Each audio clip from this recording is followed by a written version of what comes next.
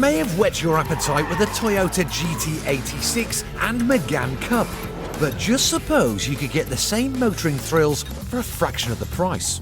Today's fleet of cheapskate alternatives are 3 cars that are guaranteed to get you grinning.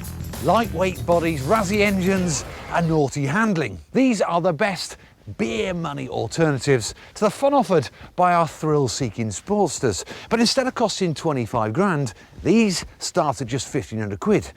Now that's going to put a smile on your face.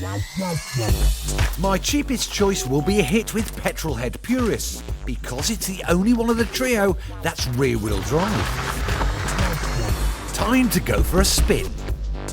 Now, whilst you might look a wee bit like a hairdresser from the outside, when you're in it, you feel like a driver. You know, this is a great little sports car, and a cheap one at 1,600 quid.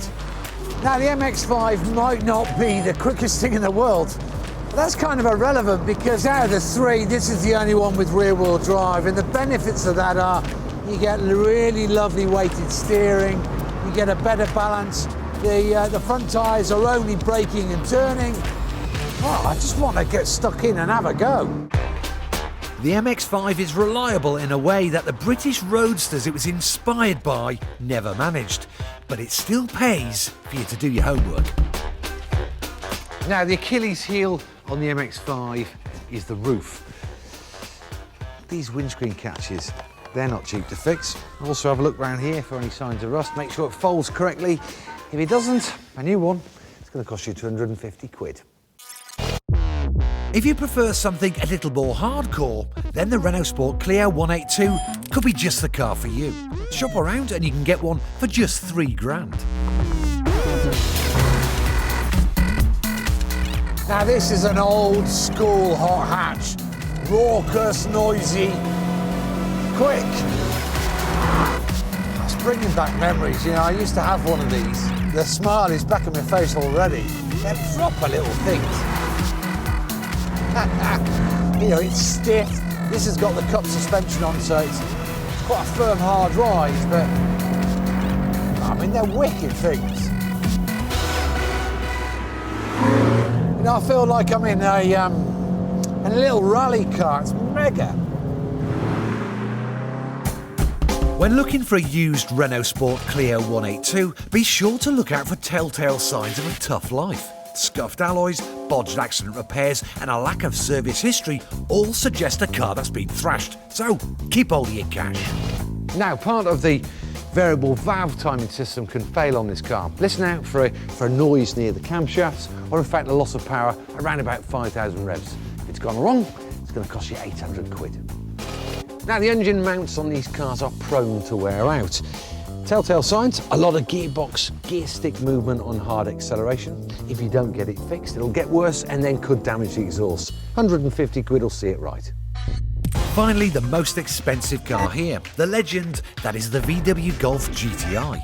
This is the Mark 5 version, and it was the first GTI since the Mark 2 that didn't drive like a steamed pudding. So when new, this car would have been over 20 grand. Today, you can buy a really nice example like this for about 6k. It's so tight. Gearbox is smooth, really lovely change.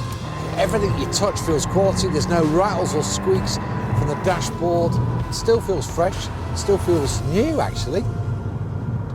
So yeah, I mean, amazingly, this thing will go on to 150 miles an hour. But the best bit is, if you drive it nicely, you'll get circa 35 to the gallon. Great bit of kit. The Golf GTI has got to be one of the most bulletproof hot hatches on the market, and nowadays they tend to be owned by sensible, middle-aged professionals, so it's unusual to find one that's been thrashed.